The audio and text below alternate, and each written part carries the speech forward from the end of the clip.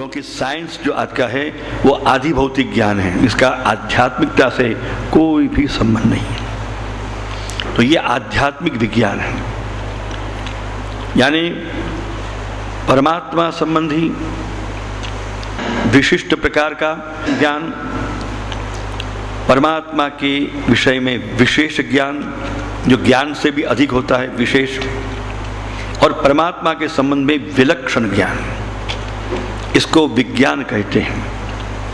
तो जहाँ ज्ञान तत्व अधिष्ठान हुआ और शब्द प्रवृत्त हुए, वहाँ पर सत्य अनंत के साथ जोड़कर परमात्मा का ज्ञान स्वरूप का वर्णन हुआ। सत्यम ज्ञान अनंतम ब्रह्म, सत्यम ज्ञानम अनंतम, ये परमात्मा सत्य रूप है, ये परमात्मा ज्ञान रूप है, ये परमात्मा अनंत है, जिसका कभी अंत नहीं, वो अनंत। और जो जिसकी कभी गिनती करने पर भी गिनती न हो पाए और जो अगणित है, उसको भी अनंत कहते हैं। तो इसमें आध्यात्म तत्व की प्राथमिकता को लेते हुए ये बात बताई, पर जब उससे आगे बढ़कर उसमें से जो सूक्ष्म और भी प्रवेश होता है, तब सत्य और अनंत शब्द निकल के विज्ञानमानंदम ब्रह्म, भगवान का जो आनंद स्वरूप है, जो विज्ञान रूप है, विज्ञान रूप से भी भगवान है, जो आनंद सहित है। यहाँ से आनंद अंश की प्रारंभ होता है, फिर उसकी पराकाष्ठा परमात्मा के पूर्ण ज्ञान स्वरूप की पराकाष्ठा होती है। तो श्रुति आई विज्ञानम आनंद, क्या है, प्रज्ञानम ब्रह्म, फिर अकेले एक ही शब्द आया, प्रज्ञानम ब्रह्म, प्रज्ञान रूप प्रकृष्ट ज्ञानम प्रकर्षेण ज्ञानम इतिवा, प्रकृष्ट में प्रकृष्ट ज्ञान या प्रकर्षेण ज्ञानम, दोनों अर्थ में परमात्मा ही निर्दिष्ट होते हैं। प्रकृष्ट कौन है? परमात्मा। और प्रकर्ष किनका है? तो परमात्मा का है। दोनों अर्थ में ये प्रज्ञान स्वरूप ब्रह्म का जो ज्ञान धर्म रूप स्वरूप है, तो ये ज्ञान विज्ञान प्रज्ञान को लेते हुए पूर्ण रूपेण परमात्मा का ज्ञान धर्म गुण बनता है। तो इन तत्व की, परमात्मा के इस तत्व की उपासना ज्ञानी लोग करते हैं, और इसके उपासना यानी ज्ञान की साधना करते हुए वे ज्ञानी कैवल्य मोक्ष को अंततो गत्वा प्राप्त होते हैं। और ये कैवल्य मोक्ष को भी मुक्ति कहते हैं। तो श्री महाप्रभु जी कहते हैं मुक्तिर्हित्वा अन्यथा रूपम स्वरूपेण व्यवस्थिति ही, जीवात्मा अपने अन्य रूप का त्याग करके अपने मूल रूप में स्थित हो जाए, ब्रह्म रूप में स्थित हो जाए, उसको मुक्ति कहते हैं। तो इस प्रकार की मुक्ति सालोक्य, सारूप्य, साष्टी और सायुज्य है। तो भगवान में मिल जाना ये सायुज्य है, उनके समान ही बन जाना रूप में वो सारूप्य है, और भगवान के धाम में रहना वो साष्टी है। इत्यादि प्रकार के 4 प्रकार के मोक्ष की मुक्ति का वर्णन वेदादि शास्त्रों में हुआ है। तो इनके तत्व 28 हैं। तो प्रथम इसमें इस 31 अध्याय वाले एकादश स्कंद में 31 अध्याय है, जिसमें 28 तत्व ये जीव प्रकरण के हैं और 3 अध्याय ये ब्रह्म मुक्ति प्रकरण के हैं। और इस प्रकार ये मुक्ति के प्रकारों का विशेष रूप से वर्णन करते हुए सुखदेव जी महाराज ने यहाँ पर उदाहरणों के साथ जो उद्धरण करते हुए कथा को आगे बढ़ाई। तो उसमें नारद जी का दृष्टांत देते हुए, नारद जी की बात कहते हुए, वसुदेव नारद के संवाद की चर्चा करते हुए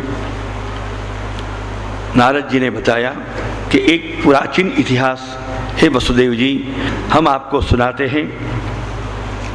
विदेह उवाच मन्ये भगवतः साक्षात् पार्षदान्वो मधुद्विषः विष्णोर्भूतानि लोकानां पावनाय चरन्ति।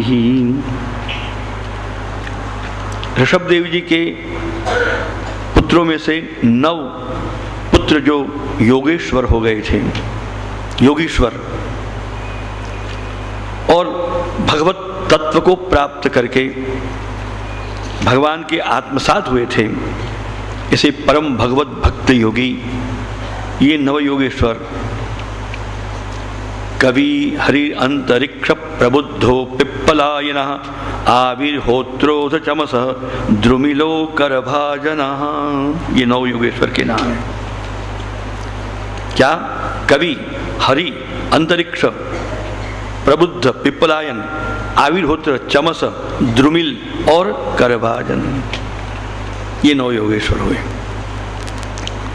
तो जब इनके स्वयं कृपा करके पधारने पर विदेही राजा निमि ने बहुत उनका स्वागत, आदर सत्कार किया।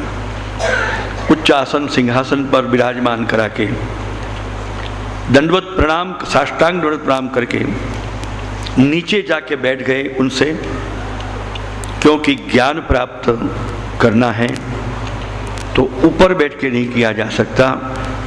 गुरु जो ज्ञान देते हैं तो ऊपर होते हैं, और जो शिष्य ज्ञान लेने वाला होता है उसको नीचे बैठना पड़ता है, और जो नीचे बैठ के जो ज्ञान लिया जाता है वही ज्ञान सफल और फलीभूत होता है। तो राजा जैसे सम्राट भी नीचे बैठ गए, और तद्विधि प्रणिपातेन परिप्रश्नेन सेवया, जो गीता जी में आदर्श बताया, तो पहले प्रणिपात किया, फिर उनकी अनेक प्रकार की पाद्योपाद्यम समर्पयामि, अर्घ्यम समर्पयामि, नैवेद्यम निवेदयामि, ये सब करते हुए उनको सब करा के ये सेवा हुई। फिर परिप्रश्नेन, हे योगेश्वर भगवान, हे नवयोगेश्वरों, आप तो साक्षात हरि के पार्षद रूप हो, ऐसे ही हो, और केवल जगत को पावन करने के लिए, पामर जीवों को पावन करने के लिए और भगवन मार्ग की ओर अग्रसर करने के लिए आप यत्र तत्र विचरण करते हैं, और बहुत कृपा करके आप आज यहाँ हमारे पर पधारे हो। ये आपका अत्यंत अनुग्रह, और ये भगवान का भी अनुग्रह हम मानते हैं। महाराज, वास्तव में कहें तो दुर्लभो मानुषो देहो देहिनां क्षणभंगुर तत्रापि दुर्लभं मन्ये वायोरिव तत्रापि दुर्लभं मन्ये वैकुंठ प्रिय दर्शनम। एक तो ये मनुष्य देह अत्यंत दुर्लभ है, और दुर्लभ होके भी क्षणभंगुर भी है, और उसमें भी वैकुंठ प्रिय, वैकुंठ ऐसे परमात्मा श्री हरि के प्रिय भक्तजनों का दर्शन तो अत्यंत ही दुर्लभ है, और वो भी कृपा करके स्वेच्छा से जब पधारते हैं, ये तो अत्यंत दुर्लभ होता है। तो महाराज, आप 9 योगेश्वरों को, एक एक योगेश्वरों को लिए मेरे 9 प्रश्न हैं, 9 जिज्ञासा है, 9 प्रकार की। तो आज्ञा चाहता हूँ आपके पास निवेदन करने की। तो हे कवि, प्रथम विराजमान योगेश्वर कवि, आपके श्री चरणों में दैन्यपूर्वक जिज्ञासा हम व्यक्त करते हैं कि श्रीमद् भगवान का भगवत धर्म क्या है, उसको आप हमको कृपा करके समझाइए। धर्मान भागवतान ब्रुत यदि न श्रुते क्षमम यही प्रसन्न प्रपन्नाय दास्यात्मात्मान वाक्यजः। भागवत धर्म किसको कहते हैं, जिसके बारे में प्रहलाद जी ने सप्तम स्कंद में अपने पाठशाला के मित्रों को कहा था, कौमार आचरेत प्राज्ञो धर्मान भागवतानिह। एक बार महाप्रभु श्री वल्लभाचार्य जी जगतगुरु भारत की परिक्रमा करते हुए गुर्जर देश में पधारे। कर्णावती यानी आज का अहमदाबाद, उसको उस समय में कर्णावती बोलते थे, वहाँ पधारे और वहाँ से खेरालू पधारते हुए और सिद्धपुर पधारते हुए आप अनहिलपुर पाटन भी पधारे। अनहिलपुर पाटन में कुछ प्रहर आपने विश्राम किया, तब बहुत से लोग आपके दर्शन के लिए भी पधारे। तो कुछ जैन मुनि साधु साध्वी भी पधारे और उन्होंने श्री वल्लभाचार्य जी महाप्रभु जी पधारे तो श्री महाप्रभु जी पीठ दे के विराज गए और अपने साथ घूमने फिरने वाले शास्त्री पंडित, वादी पंडित शंभु भट्ट जी और राणा व्यास को आज्ञा की, ये वेद निंदक, वेद विरुद्ध प्रचार करने वाले, इनके साथ में भाषण नहीं करूंगा, जैनियों के साथ में भाषण नहीं करूंगा, क्योंकि ये वेद विरुद्ध हैं और ईश्वर के द्वेषी हैं, तो मैं इनसे संभाषण नहीं करूंगा। ये लोग जो पूछने आए हैं, जो कहने आए हैं, तुम निपटो। तो उन्होंने प्रश्न किया कि तुम्हारे गुरु, जगत गुरु को पूछो कि आप अहिंसा को धर्म, परम धर्म मानते हैं? अहिंसा परमो धर्म, ये सूत्र को मानते हैं? श्री महाप्रभु का कहो, कह दो कि हम अहिंसा को परम धर्म नहीं मानते हैं। तो किस धर्म को मानते हो? भगवत धर्म को परम धर्म मानते हैं। भगवत धर्म को, भागवत धर्म को ही परम धर्म मानते हैं। क्या इसका कारण है? तो आपने बताया कि अहिंसा को परम, तो आप अहिंसा को धर्म मानते ही नहीं हैं। तो श्री महाप्रभु ने उत्तर दिलवाया, हम अहिंसा को परम धर्म नहीं मानते, पर अहिंसा को धर्म मानते हैं, धर्म का एक अंग मानते हैं, परम नहीं, मुख्य धर्म नहीं मानते, परम धर्म नहीं मानते। उसके उत्तर में उन्होंने कहा कि आप हमको उसका विस्तृत बताइए। तो श्री महाप्रभु जी ने संक्षेप में ही कहलवाया, क्योंकि अहिंसा तो एक प्राणी मात्र की हिंसा नहीं करना, यही मात्र होता है। अहिंसा व्रत रखने वाला वो दया धर्म का आचरण करे, ये आवश्यक ही नहीं होता है। मैं किसी को मारूंगा नहीं, परंतु दया तो करनी चाहिए। अहिंसा व्रत रखे हुए वही लोग कितने गरीब किसानों का चक्रवृद्धि ब्याजों के द्वारा खून चूसते हैं और निर्दयता से उनका सब हड़प लेते हैं। तो ये बात दूसरी हुई कि नहीं? ये वैश्य लोग, ये सूदखोर लोग कितने गरीबों का लहू चूसते हैं, शोषण करते हैं। तो कब करते हैं? दया नहीं है इसलिए, उनके सब कुछ पायमाल हो जाता है, खत्म करते हैं उन लोगों को। तो वो अहिंसा परम धर्म नहीं हो सकती है, दया भी परम धर्म नहीं हो सकता है। परम धर्म वह है जो भागवत धर्म है, भगवत धर्म है। उस धर्म में क्या आता है? अभयम सत्व संशुद्धिर ज्ञानम ज्ञान योग व्यवस्थिति दानम दमश्च यज्ञश्च स्वाध्याय तपः आर्जवम तेज क्षमा धृति शौच अद्रोहो नातिमानिता अहिंसा सत्यम अक्रोध, अहिंसा भी आ गई, दया भी आ गई, अक्रोध आया, अहिंसा सत्यम अक्रोध इत्यादि। ये जो दैवी संपत्ति के लक्षण वही भगवत धर्म के अंग हैं। और ये भागवत धर्म में ये सब आ जाने के कारण, सबसे बड़ा सब आ जाते के कारण भगवत धर्म ही परम धर्म है, भागवत धर्म ही परम धर्म है। जैन साधु साध्वी मुनियों को कौन जाने बड़ा संतोष और प्रसन्नता हुई। वो भी भीतर मानने लगे कि ये बात तो तर्क शुद्ध है और बिल्कुल सत्य है, क्योंकि अहिंसा व्रत रखने पर दया उसमें हो ये तो देखी भी नहीं जाती और आज भी हम देखते हैं। तो श्री महाप्रभु ने यही भागवत धर्म इसी को पूछा कि भागवत धर्म को हम श्रवण करना चाहते हैं। तो कवि नाम ने काम के योगेश्वर ने कहा, कवि कवि कौन? जो कविता बनाए वो कवि, साहित्य का सर्जन करे छंद में तो वो कवि नहीं। ये कवि कैसे? कवयंतम कवयति भगवंतम सततम इति कवि, सकवि।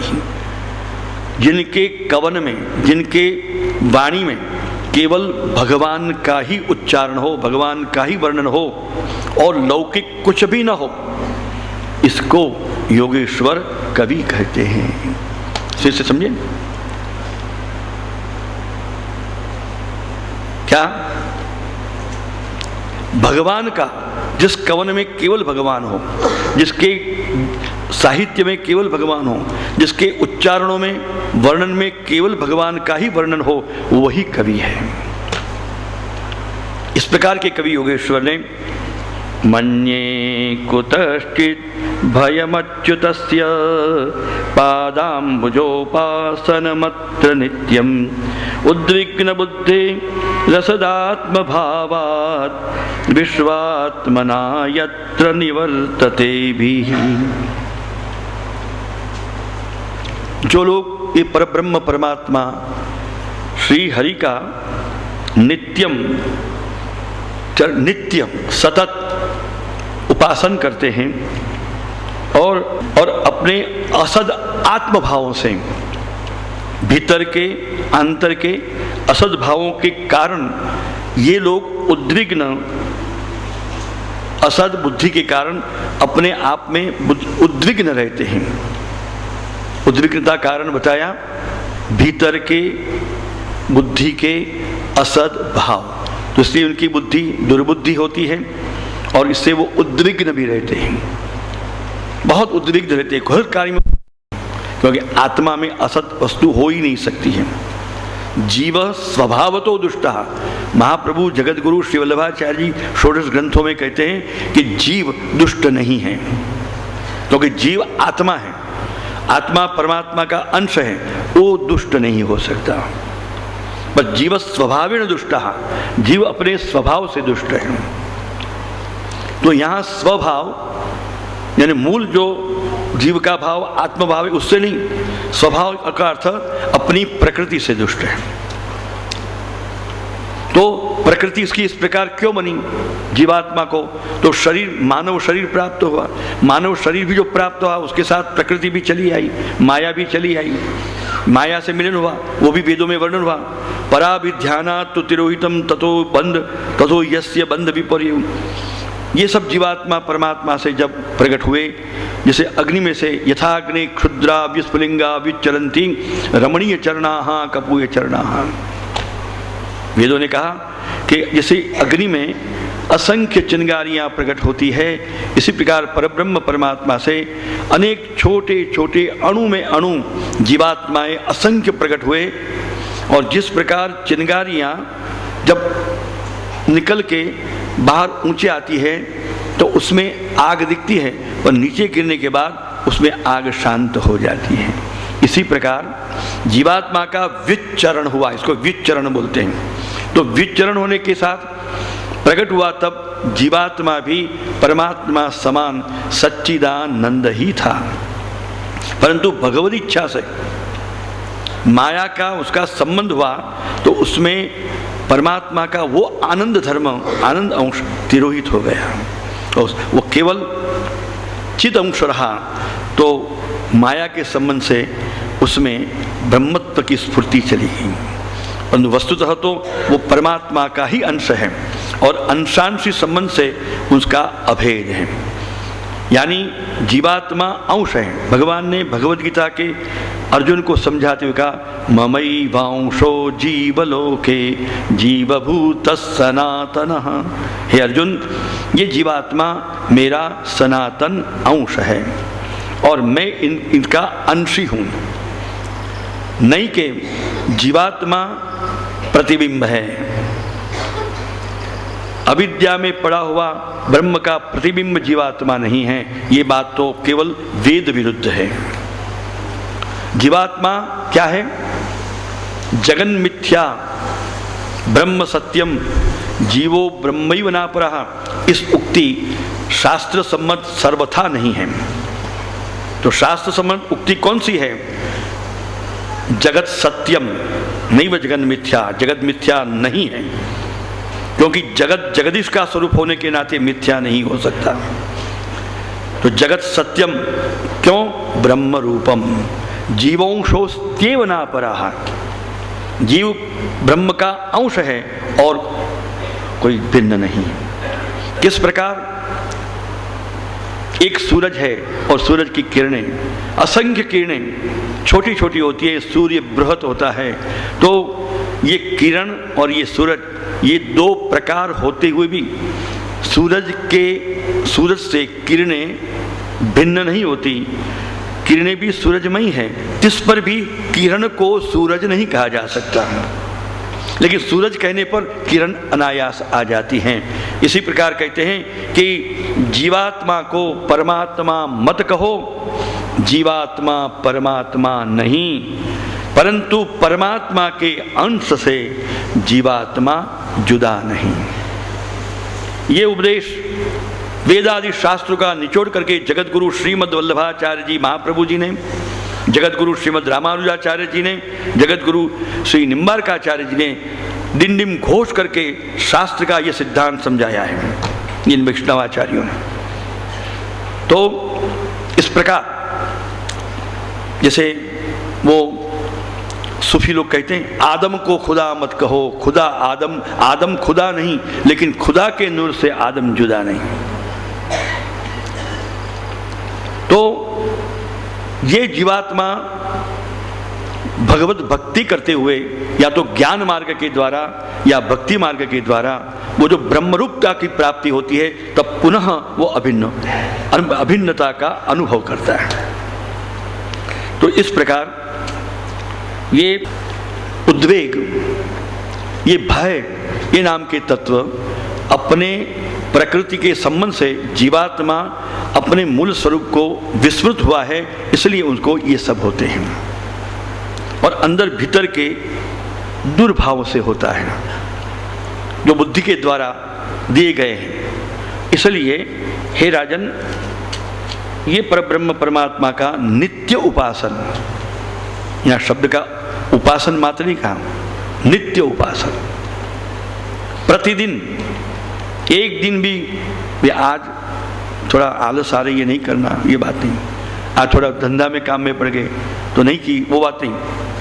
कुछ भी धंधा हो, नौकरी हो, कुछ भी हो, कुछ भी करके समय निकाल के भी नित्य उपासन जो करे, वे ही लोग भागवत धर्म के अनुसरण करने का अधिकार रखते हैं और इसी से ये सब दोष निवृत्त होकर भय नाम के तत्व भी उसके जीवन से चले जाते हैं। इसलिए राजन, संक्षेप में यदि मैं तुमको समझाऊं तो सुनो, भागवत धर्म क्या है। कायेन वाचा मनसेन्द्रियैर्वा बुद्ध्यात्मना वा नृश्रुत स्वभावात् करोति यद्यत् सकलं परस्मै नारायणायेति समर्पयेत्। काया से, शरीर से, वाणी से, मन, बुद्धि, चित्त, अहंकार आदि अंतःकरण से, समस्त इंद्रियों से, बुद्धि से और ठेठ आत्मा से भी तुम जो कुछ भी करते हो, जो कर्म करते हो, खाते हो, पीते हो, जो भगवत कर्म करते हो, जो भी वैदिक कर्म कांड करते हो, तत्सकलम, वो सब कर्मों को नारायणायेति समर्पयेत्, वो हरि को, नारायण को समर्पण कर दो कि हे नारायण, जो कुछ भी किया तुम्हारी कृपा से किया, तुम्हारी प्रेरणा से किया, अब तुम ही वस्तु, ये तुमको ही मैं समर्पण करता हूँ। तन्मे शिव संकल्पमस्तु, ये तो संकल्प हुआ, परंतु कृष्णार्पणमस्तु। क्योंकि इस प्रकार के भगवत धर्म के आचरण करने वाले कभी भी कर्म के बंधन में आबद्ध नहीं होते हैं, कर्म के बंधन से सदैव मुक्त रहते हैं। जो मैं करता हूँ ये बुद्धि होती है, तब जाके कर्म उनको बांध लेते हैं। इस प्रकार भगवत धर्म का उपदेश दिया। राजा हाथ जोड़ के दूसरे योगेश्वर हरि को प्रश्न करते हैं, जिज्ञासा करते हैं, महाराज इन भागवत धर्मों को अनुसरण करने वाले भक्तों के कितने प्रकार हैं और उसमें सबसे उत्तम कौन? हरि ही। हरि योगेश्वर का नाम भगवान का नाम से पड़ा है और हरि का अर्थ होता है तीनों दुखों को हरने वाले हरता, वो हरि हैं एक। और हरि कौन? ये तो हरि का गुण, तो भक्त भी हरि होते हैं, समझे? भगवान तीनों दुखों को हरते हैं, माया को हरते हैं, अन्य अन्य आपके दिव्य गुणों के कारण आपका नाम श्री हरि है। परंतु भगवान भक्तों को भी कभी कभी हरि कहा जाता है, क्यों? और यहाँ भी ये तो भक्त हैं। तो श्री महाप्रभु जी ने इसका बहुत सुंदर शब्द बताया, श्री वल्लभादेश ने, हरे रपि हरि यदि, हरि का भी जो हरि होता है, हरे रपि हरि यदि, याद रहेगा, जो हरि का हरि है, तो हरि का हरि कैसे हो सकता है? हरि के श्रम को, दुख को जो हरे, उनका जो अनन्य प्रेम लक्षणा भक्त, वो हरि है। हरि को दुख होते हैं क्या? सुख दुख तो ये द्वंद्व तो प्रकृति से उत्पन्न मनुष्यों जीवों में होता है ना। भगवान जब भक्त में बहुत आसक्त हो जाते हैं, कहते हैं कि सारे विश्व की विस्मृति हो जाए और दुनिया से आसक्ति सर्वथा हट जाए और केवल भगवान में आसक्त हो जाए, उसको निरोध कहते हैं। परंतु उस निरोध की पराकाष्ठा महाप्रभु श्री वल्लभाचार्य जी दशम स्कंद सुबोधनी जी के आरंभ में स्पष्ट करते हैं कि निरोध की पराकाष्ठा पन्न फल श्रुति वो क्या है? स्वस्वरूप विस्मृति पूर्विका भक्ता शक्ति निरोधा। भगवान भी मैं परब्रह्म परमात्मा हूँ, ये भूल जाएं, अपने परब्रह्म परमात्मा स्वरूप की परमात्मा को भी विस्मृति हो जाए और वो भक्त में आसक्त हो जाए, संपूर्ण रूप से भक्त में आसक्त हो जाए, संपूर्ण। उस प्रकार की स्थिति का जो निरोध है, वो निरोध की फलश्रुति है। तो भक्त को देखकर भगवान बालक हो जाते हैं, बालक कृष्ण हो जाते हैं। मैया मोको माखन मिश्री दे दे, बहुत भूख लगी है। क्या भगवान को भूख लगती है? जहाँ भगवान को सुख नहीं दुख नहीं, तो भूख भी कैसे, प्यास भी कैसे? मैया मोको बहुत ठंड लगे हैं, मोको गदल उड़ाए ले। तो भगवान को कोई सर्दी थोड़ी लगती है। कहते हैं मैया ये इतनो उष्णकाल है गयो है, मोको बहुत गर्मी लगे हैं, कछु शीतोपचार कर न। तो मैया यशोदा सब काम छोड़ के नाना प्रकार के शीतोपचार करती हैं, शीतकाल में उष्णोपचार करती हैं, सौभाग्य सूट कितने सुंदर तैयार करके अरोगाती हैं और वहाँ पणा और न जाने शीतोपचार करती हैं। और इस प्रकार के ऋतु के अनुसार मेवा और सेवा करती हुई मैया यशोदा वात्सल्य भक्ति की पराकाष्ठा पर पहुंचकर भगवान, वो यशोदा मैया जिसकी भक्ति से भगवान ने अपना भगवान स्वरूप भूल गए और यशोदा के अधीन हो गए। याद रहे, तुम्हारा अपना मूल पद भाव को नहीं भूलोगे, तब तक तुम किसी के भी प्रेमाधीन नहीं हो सकते हो। एक राजा भी, मैं राजा हूं, तो वो किसी को प्रेम कर सकेगा? किसी के प्रेम में अधीन हो सकेगा, प्रेम तो कर सकेगा पर उसके अधीन हो सकेगा, क्योंकि उसका प्रोटोकॉल आ गया, मैं राजा हूँ, मैं कैसे कर सकता हूँ, नहीं भैया मुझे कितना भी प्रेम है पर मैं ये नहीं कर सकता। पर राजा राजापना भूल जाए तो प्रेमाधीन हो जाता है। तो लौकिक में ऐसा होता है, ऐसे ही अलौकिक में भी परब्रह्म परमात्मा भी अपने भगवत्व को भूल जाते हैं, परमात्मा को भूल जाते हैं। तो वो कब होता है? वो शक्ति भक्त में होनी चाहिए कि उसकी भक्ति इतनी जबरदस्त होए कि परमात्मा को ही भगवान पना भुला के अपने अधीन कर लेते हैं। और अपने अधीन करने की जो प्रक्रिया है श्री महाप्रभु की यही पुष्टि भक्ति है। पराधीना तो मर्यादा स्वाधीना पुष्टि रुच्यते। भगवान के अधीन होकर जो भक्ति करते हैं वो मर्यादा भक्त हैं, और भगवान को अपने अधीन करके जो भगवान की भक्ति करते हैं वे पुष्टि भक्त हैं, वो पुष्टि भक्त हैं। और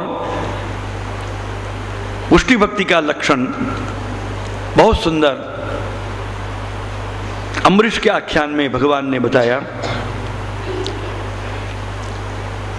दुर्वासा जी को कहा, अहम भक्त पराधीन यह स्वतंत्र योद्विजन। हे दुर्वासा, हम भक्त पराधीन, हम भक्त के संपूर्ण रूप से उनके अधीन हैं। सबसे बड़ा मैं भगवान, और मुझ भगवान से बड़ा मेरा भक्त होता है जो मुझको भी अधीन करके रखता है। कैसे? वशीकुरुंति माम भक्त्या सस्त्रिय सत्पतिम यथा ये दारागार पुत्राप्तान प्राणम मित्तमिमं परम हित्वा माम शरणम याता कथम तान त्यक्तुम उत्सहे।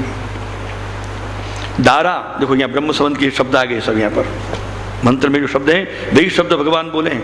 ये दारा आगार पुत्र आप्त वित्त और समस्त जगत की वस्तुओं को और अपने आत्मा को, सब ये भाव छोड़कर इन सबों के साथ जो मेरी संपूर्ण समर्पित होके मेरा जो बना हुआ है, और ये इसके द्वारा मेरी निर्गुणा प्रेम लक्षणा भक्ति के द्वारा मुझे इन भक्तों ने ऐसा अधीन वश में कर लिया है कि जिस प्रकार एक सत स्त्री अपनी सेवा प्रेम भक्ति के द्वारा सतपति को वश में कर लेती है। बीच में एक बात नहीं होकर मैं बताता हूं, भगवान ने जैसे स्त्री पत्नी पति को वश में कर ली थी ऐसी बात नहीं कही, साथ में सत शब्द जोड़ा। सत स्त्री ऐसा कौन कर सकती है? सामान्य स्त्री नहीं, सत स्त्री होती है वही ऐसा कर सकती है। और उनके इस प्रकार के प्रेम के अधीन कौन होता है? सतपति ही होता है, सामान्य दुष्टपति नहीं हो सकता है। इसलिए भगवान ने ये शब्द जोड़े, सत स्त्री और सतपति। तो ऐसे सद्भक्त उत्तम भक्त वो मुझे वश में कर लेते हैं और मेरे स्वरूप को भुला देते हैं। तो ये इस प्रकार के जो भक्त होते हैं वो हरे रपि हरि यदि वो हरि हैं। श्री हरिरुवाच सर्वभूतेषु यः पश्येत् भगवद्भावमात्मनः भूतानि भगवत्यान्यमेषभो भागवतोत्तमः। भगवत भाव आत्मनः अपने भीतर से प्रकट भगवत भाव भरी जो हमारा भक्त भगवत भक्त सर्वभूतों में प्राणी मात्र में केवल भगवान को ही भगवत भाव से देखता है। सर्वं खलु इदम ब्रह्म, वेदों ने कहा ये पूर्ण सचराचर विश्व इदम सर्वम ब्रह्म, ब्रह्म रूप है, ब्रह्म है। गीता जी में कहा वासुदेव सर्वम, ये जितना भी तुम देख रहे हो वो वासुदेव है, वासुदेव रूप है। तो इस प्रकार ये जो सर्वात्म भाव संपन्न जो भगवान का भक्त है, हे राजन, वो भागवतोत्तम सब में सर्वोत्तम है। परंतु तुमने उनके प्रकार भी पूछे तो आगे हम बताते हैं, ईश्वरे तदधीनेषु बालिशेषु द्विषस्सु च प्रेम मैत्री कृपा कृपोपेक्षा यः करोति समध्यमः। भगवान में अथवा तो उनके अधीन भक्तों में, और जो भगवान के अधीन जो भक्त हैं, और अथवा बाली शिशु जो छोटे, अपने से छोटे हैं, और भगवान के जो भक्त हैं उनके लिए वो प्रेम करता है। तदधीनेषु प्रेम, भगवान के अधीन भक्तों में जो प्रेम करता है, और बालिशेषु जो और भगवान के भक्तों में प्रेम और मित्रता करता है, और जो बालक लोग होते हैं, छोटे लोग होते हैं, उस पर कृपा करता है। और द्विषस्तुच, और अपने से द्वेष करने वाले के प्रति, द्वेष करने वालों की उपेक्षा करता है। उसने मुझे ऐसा कहा, मुझे मैं से वैर रखता है, मेरा विरोधी है, ऐसे को तिल मिलाता है, उपेक्षा। ठीक है, मुझे महाराज भैया ये तुम्हारे बहुत शत्रु है, तुम्हारे बहुत विरोधी है, तुम्हारे ऐसा करता है, वो कहते हैं इसमें मैं क्या करूं। उसके भाव यही होते, इसमें मैं क्या करूं, करता है, कर देता हूं। अर्चाया में, और इस प्रकार जो अपने जीवन में रहते हुए जो भगवान की उपासना भक्ति करता है, हे राजन, इसको मध्यम प्रकार के भक्त समझो। तो क्या हीन भक्त कौन है? अर्चायामेव हरये पूजाम यः श्रद्धये हते न तद्भक्तेषु चान्येषु सभक्त प्राकृत स्मृतः। केवल जो भगवान की अर्चा, पूजा, सेवा ही मात्र करता है, श्रद्धा के साथ ही सही, परंतु भगवान के भक्तों में, भगवदियों में और अन्येषु जो अन्य सामान्य जन हैं, उनके लिए वो कभी कुछ भी नहीं करता है, ऐसे थर्ड ग्रेड के हीन भक्त समझो, जो आजकल के लोग होते हैं। सेवा पूजा बहुत करते हैं, परंतु भगवान के भक्तों के प्रति उनका आदर भाव नहीं होता है, हरि गुरु वैष्णव में उनकी प्रीति नहीं होती है, और भेद बुद्धि होती है, प्रसक्ति होते हैं, और उनके लिए स्वार्थ बुद्धि रखते हैं। उसमें दो शब्द का प्रयोग किया हरि योगेश्वर ने कि न तद भक्तेषु, भगवान के जो भक्त वैष्णव होते हैं, भक्त होते हैं, और अन्येषु, अन्य सामान्य जो लोग होते हैं, उनके लिए भी कुछ जो कोई भी करता नहीं है। यानी मनुष्य जन्म अवतार हुआ तो भगवान की सेवा पूजा भी करो, और भगवदियों की, भक्तों की भी करो, और केवल भक्तों की करना ये भी नहीं, प्राणी मात्र की, मानव मात्र की तुम्हारे कर्तव्य जो है प्रेम से उनकी जो बन पाए सेवा करो, मानव सेवा भी करो, तब जाके उत्तमता प्राप्त होती है। इस प्रकार 3 प्रकार के कक्षा हरि योगेश्वर ने बताई। हरि योगेश्वर बताया इस प्रकार के लोग भगवान की माया के बंधन में फंसते नहीं और माया से परे रहते हैं। महाराज योगेश्वर अंतरिक्ष जी, अब हम ये जानना चाहते हैं कि भगवान की माया क्या है, माया के स्वरूप समझाओ। एक एक बात करती हूँ। अंतरिक्ष नाम ने योगेश्वर ने समझाया, ऐसा माया भगवतः सर्गसित्यन्तकारिणी त्रिवर्णा वर्णितास्माभिः किं भूयः श्रोतुमिच्छसि।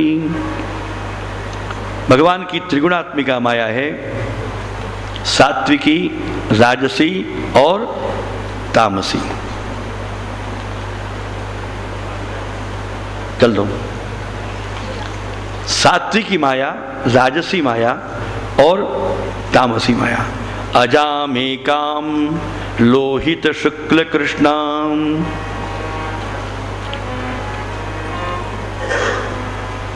ये भगवान की जो माया है, शास्त्रों में वर्णन आया, अजा माने माया, तो कैसी है? लोहित शुक्ल कृष्णाम। तामसी माया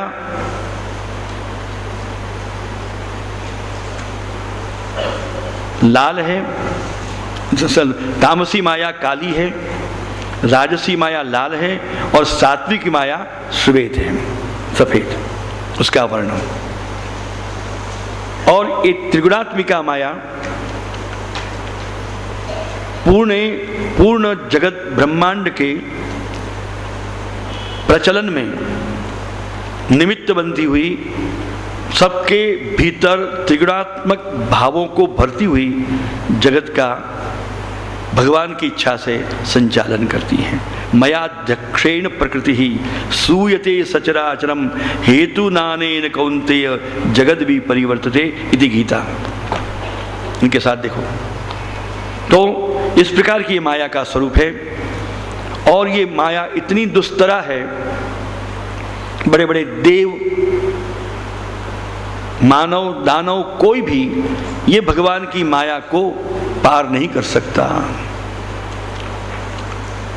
भगवान के विभूति रूप देव भी तो गिना, नहीं शिव जी, नहीं ब्रह्मा जी, इंद्र, कोई भी, सबके सब जब उनकी माया का चक्र बड़ा प्रबल होता है तो वो भी उनकी लपेट में आ जाते हैं और भगवान को भूल जाते हैं। इसलिए ये दुस्तरा माया का स्वरूप त्रिगुणात्मिका है।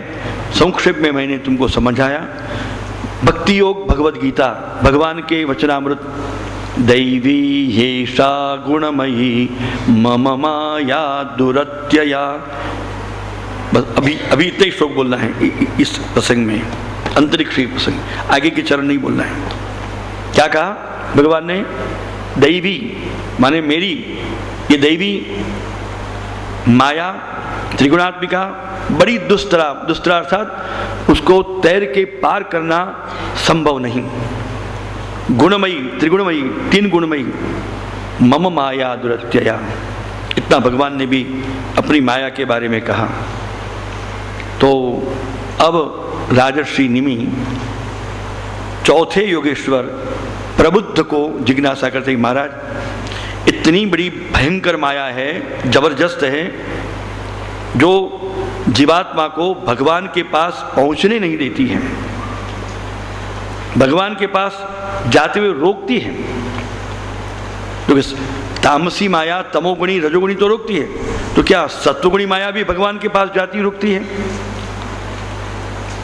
नहीं, सत्वगुणी माया भगवान के पास, भगवान के समीप जाने के रास्ते में खड़ा कर देती है, यानी भक्ति को बढ़ाती है, चित्त की शुद्धि के कारण भगवान की ओर बढ़ाती है, और बढ़ा जो है इस रास्ते पे चलो भगवान मिल जाएंगे, वहां तक ले आती है। परंतु वह आखिर में तो माया है, तो भगवत प्राप्ति का साधन सात्विकी माया भी नहीं बन सकती है, क्योंकि कोई भी शक्ति भगवान की हो, शक्ति के द्वारा शक्तिमान की प्राप्ति नहीं। यानी शक्तियों का विस्तार उपपुराण, अष्टादश महापुराण है, तो उसके उपपुराण भी हैं। उपपुराणों में देवी पुराण भी है, देवी भागवत भी है। देवी भागवत के शक्ति के, माता जी के कोई भी भक्त को एक भी भूले से भी दृष्टांत उसमें नहीं है कि जिनको जन्म मरण के फेरे टल के अक्षरधाम या मोक्षधाम प्राप्त हुआ या मुक्ति मिली हो। क्योंकि देवी उपासना से किसी को भी जीवन मुक्ति या मुक्ति नहीं मिल सकती है, ये शास्त्रों का वचन है। क्योंकि मोक्ष के देव मुकुंद परमात्मा श्री हरि ही हैं। तो श्री महाप्रभु वल्लभाचार्य जी क्या कहते हैं षोडश स्कंध में? अतः शिवश्च विष्णुश्च जगतो हितकारकौ भोग श्रीवेन मोक्षस्तु विष्णुनेति विनिश्चयः। यद्यपि भगवद आज्ञा, भगवद इच्छा से भगवद हरि भक्तों को शिव जी मोक्ष प्राप्ति के कारण बन सकते हैं और विष्णु भोग भी दे सकते हैं, यानी हरि, परंतु डिपार्टमेंटल ऑफ वर्क, ये जो आपस में परमात्मा ने जो निश्चित किया, तो विष्णु से मोक्ष और शिव जी से भोग जो लग के ये निश्चित हुआ है। इसलिए शिव और विष्णु जगतो हितकारकौ, जगत के हित करना रहे हैं, जगत के हित करता है, पर ब्रह्मा से भी नहीं और अन्य देवताओं से भी नहीं और देवी से भी मोक्ष प्राप्ति नहीं होती है। प्रबुद्ध नाम के योगेश्वर कहते हैं, हे राजन, दारान सुतान गृहान प्राणान यत् परस्मै निवेदनम एवं कृष्णात्मनाथेषु मनुष्येषु च सौहृदं परिचर्यां चोभयत्र महत्सु नृषु साधुषु। दारा, फिर से दारा शब्द आया। दारा का अर्थ द्व्यर्थ शब्द है। द्व्यर्थ, द्वि अर्थ, दो अर्थ को प्रकट करने वाला एक शब्द है। दारा में दारा का अर्थ पुरुष भी होता है और दारा का अर्थ स्त्री भी होता है। शब्द का प्रयोग किया जाता है या कहीं भी निवेदन की बात आओ, क्योंकि दारा का कि निवेदन समर्पण तो पुरुष भी करता है और समर्पण स्त्री भी करती है। तो स्त्री पुरुष ये दो शब्दों का गौरव करने के बदले लाघव करने के लिए एक ही शब्द बनाया गया, दारा। क्योंकि लाघवेन पंडिता उत्सवः मन्यन्ते। शब्दों में, वाक्यों में जब लाघव करते समझे, यानी बड़े वाक्य बहुत शब्दों की बात कम शब्दों में कही जाए, बहुत वाक्यों की बात एक ही वाक्य में लिखा जाए तो उनको उत्सव मानते हैं। हाँ, ये कितनी सुंदर बात है। हमको भी यही पसंद है। कोई लंबी लंबी बातें करे हमको भी पसंद नहीं होती है। शॉर्ट एंड स्वीट कहता है उस बात को हम श्रवण करने का ज़्यादा पसंद करते हैं। हम नहीं, मेरी बात नहीं करता हूँ, ऐसा महात्मा लोग कहते हैं। इसलिए ज्ञानी जनों के पास, बुद्धिमान लौकिक बुद्धिमानों के पास, महापुरुषों के पास बहुत अपनी डिंग नहीं हाँकना चाहिए। जो भी कहना चाहिए शॉर्ट एंड स्वीट लैंग्वेज में, कम शब्दों में सब बहुत बात आ जाए बोलनी चाहिए और ज़्यादा पुछ नहीं करना चाहिए। उनके वक्त को बर्बाद नहीं करना चाहिए क्योंकि उनका वक्त बहुत मूल्यवान होता है।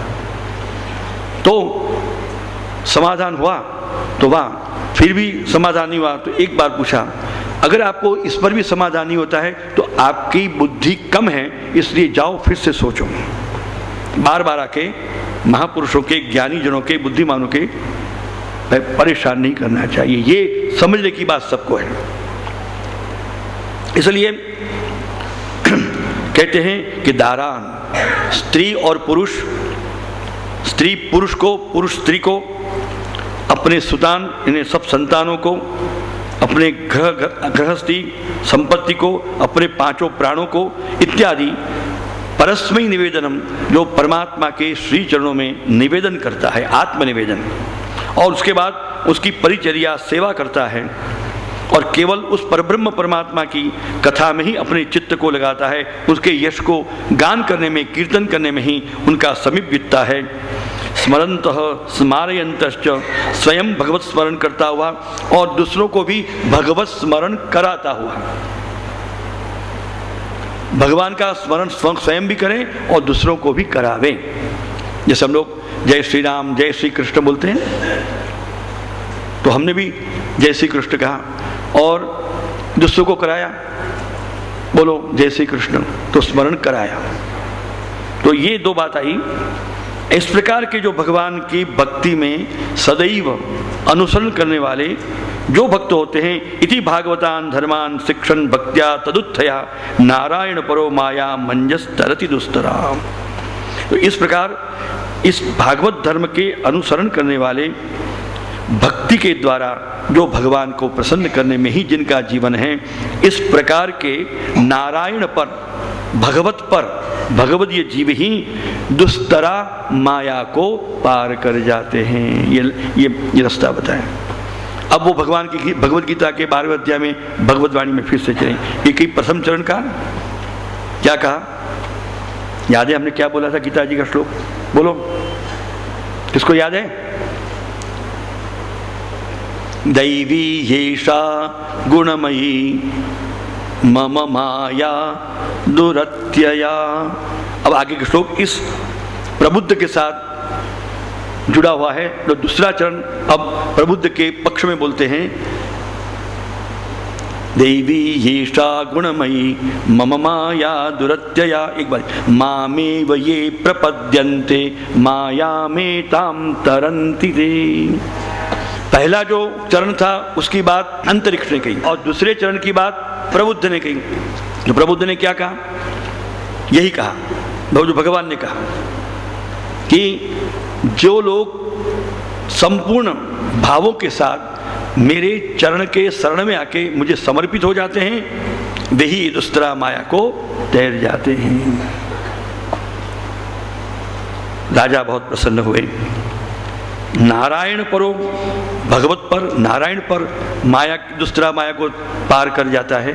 तो पांचवें योगेश्वर पिप्पलायन से महाराज निमि ने जिज्ञासा की, महाराज अब ये नारायण कौन है, उनकी क्या निष्ठा है वो भी समझाओ, नारायण का स्वरूप क्या है। कितनी जिज्ञासा है, देखो एक एक बात सीक्वेंस में बोलते हैं। पिप्पलायन कहते हैं चित्योद्भव प्रलय हेतुरहेतुरस्य यत्स्वप्न जागर सुषुप्तिषु सद्बहिश्च देहेन्द्रियासु हृदयानि चरन्ति येन संजीवितानि तदवेहि परं नरेन्द्र।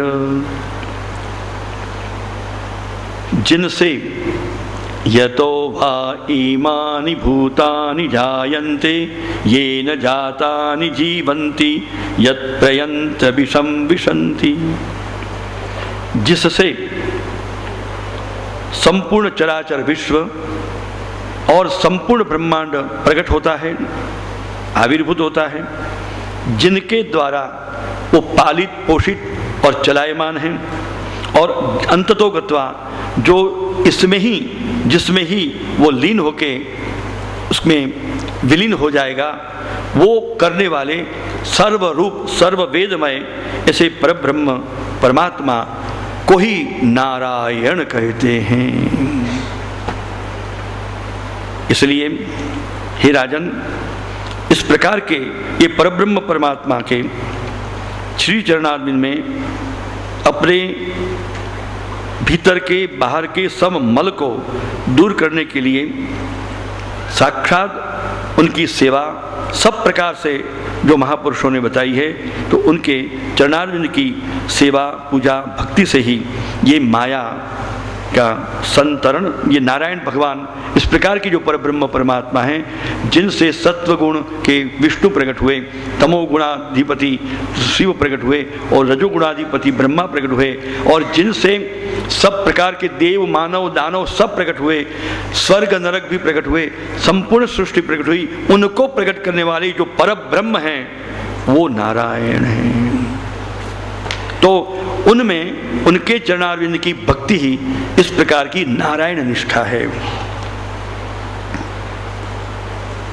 उनके कर्म करना, नारायण के कर्म करना, कर्म से तो अब छठे योगेश्वर आविर्होत्र से राजा जिज्ञासा करते हैं, महाराज कर्मयोगम वदत न पुरुषो येन संस्कृता विदुयेहाशु कर्माणि नैष्कर्म्यम विन्दते परम। हे योगेश्वर आविर्होत्र, हम कर्म के स्वरूप को, कर्मयोग के स्वरूप को जानना चाहते हैं। आविर्होत्र योगेश्वर समझाया, कर्मा कर्म विकर्मेति वेदवादो न लौकिकः वेदस्य चेश्वरात्मत्वात् तत्र मुह्यन्ति सूरयः परोक्षवादो वेदोऽयं बालानाम् अनुशासनं कर्म मोक्षाय कर्माणि विधत्ते यगदं यथा। कर्म, कर्म, अकर्म और विकर्म, ये कर्म के 3 प्रकार बताए गए हैं। ये वेदों का वाद है, ये कोई लौकिक वाद नहीं है, क्योंकि वेद अलौकिक है। महाप्रभु जगतगुरु श्रीमद् वल्लभाचार्य जी ने व्यास सूत्र ब्रह्म सूत्र के 3रे सूत्र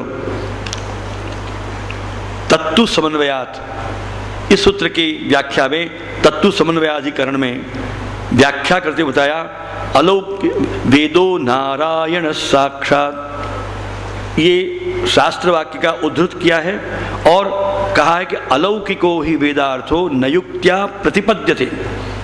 वेद का अर्थ अलौकिक है, नारायण रूप है, इसलिए युक्ति के द्वारा, तर्क के द्वारा, लॉजिक के द्वारा इसका अर्थ घटन नहीं किया जाएगा, नहीं हो सकता है, और करना ये दुस्साहस और दुष्टता है, क्योंकि अलौकिक है। लौकिक में तर्क बराबर है, अलौकिक में तर्क सर्वथा त्याज्य होता है। इसलिए महाप्रभु जगद्गुरु वल्लभाचार्य जी ने 4 प्रमाणों में ये केवल शब्द प्रमाण को ही स्वीकार किया। शब्द यानी वेद, वेद ही प्रमाण रूप है, और उनके अनुसरण करने वाले जो शास्त्र हैं वो प्रमाण हैं। ना हम उपमान को मानते हैं, ना अनुमान को मानते हैं, न प्रत्यक्ष प्रमाण को मानते हैं। इसमें दोष है। वेदादि भगवद रूप शास्त्र का प्रमाण ही सबसे उत्तम और वास्तविक प्रमाण है। यही बात यहाँ पर बताई गई कि वेदवादो न लौकिकाः, वेदस्य ईश्वरात्मत्वा, वेद का ईश्वर आत्मस्वरूप होने से इसका वर्णन होता है।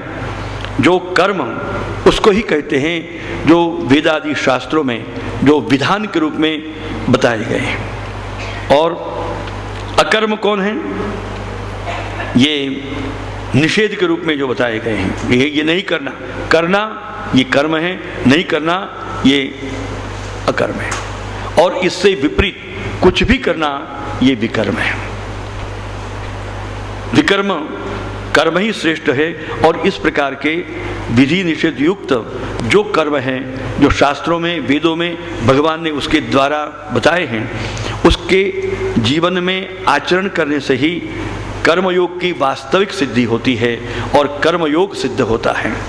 इस प्रकार फिर भी इन कर्मों के करते हुए भी कोई भी जीवात्मा इन सब करते हुए भी अपने भाव में निष्काम भाव धारण करके कर्म निष्कर्म करेगा तो नैष्कर्म्याम लभते सिद्धिम रोचनार्था फलश्रुति य आशु हृदय ग्रंथिम निर्जिहीर्षु परमा परात्मनः विधिनोपचरे देवम तंत्रोक्ते न च केशवम। इसलिए निष्काम भाव से निष्काम कर्मयोग करते हुए, निष्काम कर्मयोग भगवत कर्म करते हुए जो उसकी फलश्रुति और सिद्धि प्राप्त होगी, और साथ साथ आशु शीघ्र ही तत्काल हृदय की ग्रंथि टूट जाएगी, छिद जाएगी, और सब प्रकार के पापों से परे होकर वो जीवात्मा निश्चित रूप से कब होगा कि शास्त्रों के प्रकार से तंत्रोक्तेन वैखानस तंत्र, पांचरात्र तंत्र आदि भक्ति वैष्णव तंत्रों के माध्यम से उस परमात्मा की जो पूजा अर्चा सेवन करता है, तो निश्चित इन सब प्रकार की फलश्रुति को प्राप्त करके उसका मोक्ष हो जाता है। विधिनोपचरे देवम तंत्रोक्तेन च केशवम, या तंत्र शब्द वैष्णव तंत्र के लिए कहा गया है। पांचरात्र और वैखानस, मर्यादा भक्ति में, मर्यादा मार्ग के हरि मंदिरों में वैखानस और पांचरात्र पद्धति से ही पूजा अर्चा होती है। जैसे जगन्नाथपुरी में और श्री वेंकटेश बालाजी में वैखानस पद्धति से होती है, और श्रीरंगी आदि कई जगहों पर पांचरात्र पद्धति होती है। वैष्णव प्रकार में 2 ही प्रकार मुख्य हैं। अब उपासना पद्धति बहुत सुंदर बताई, और उपासना पद्धति के पूछने पर ये उपासना पद्धति भी साथ साथ बता दी। उपासना रूप जो कर्म है, राजोवाच यानि यानि कर्माणि यैहि स्वच्छंद जन्मभि चक्रे करोति कर्ता वा हरिस्तानि ब्रुवन्तु नः। हे परब्रह्म, हे योगेश्वर द्रुमिल, अब बारी 8वें योगेश्वर द्रुमिल की आई। द्रुतम हरिम मेलयति इति द्रुमिलः, शीघ्र ही हरि को जो मिला दे उसको द्रुमिल कहते हैं। ये 8वें योगेश्वर का नाम द्रुमिल है। वे स्वयं अनंत हैं, क्यों? उनके गुण भी अनंत हैं। उनके गुणों की कभी कल्पना गिनती भी नहीं हो सकती है। अनंत गुण और ये परमात्मा के इसे अनंत गुणों से युक्त कला, अंश आदि के विभेद से कई अवतार हुए हैं, भगवान की कई विभूति हैं। और इस प्रकार की उन सब विभूतियों में भगवान जब भी धर्म का नाश होता है, अधर्म का नाश होता है, धर्म का नाश होता है, अधर्म का उदय होता है और भक्त संतों पर पीड़ा होती है, तो धर्म की संस्थापना के लिए और इन सब हेतु के लिए युग युग में अपने अंश कला से वो अवतार धारण करते हैं और साथ साथ उनमें अपने अपने गुणों के अनुसार भी अवतार भी भगवान धारण करते हैं।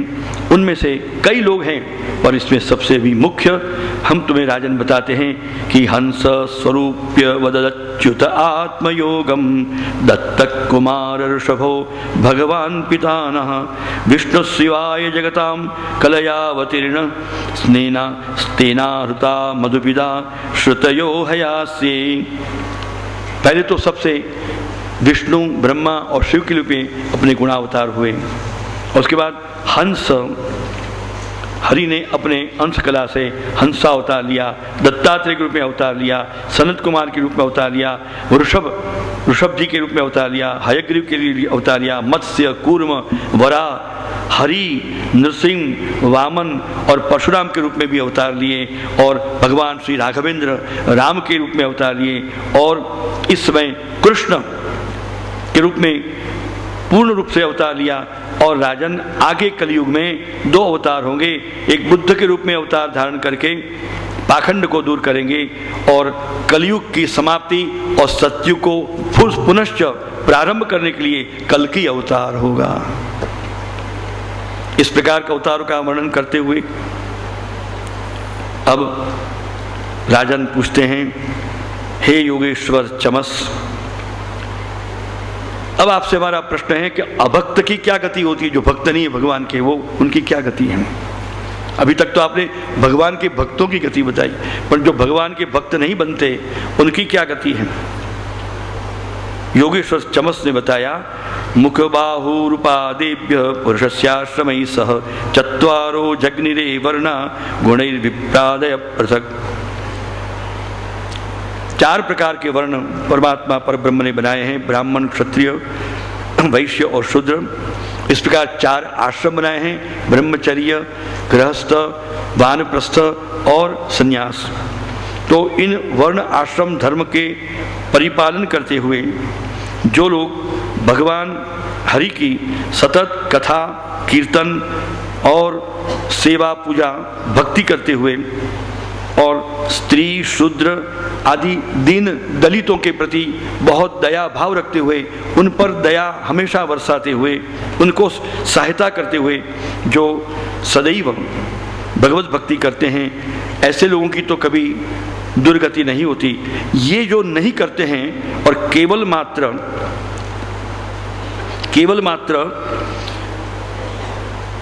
सब प्रकार के पापों से, पाप कर्म में प्रवृत्त होते हैं, नहीं करने के कार्य में प्रवृत्त हैं, खाओ पियो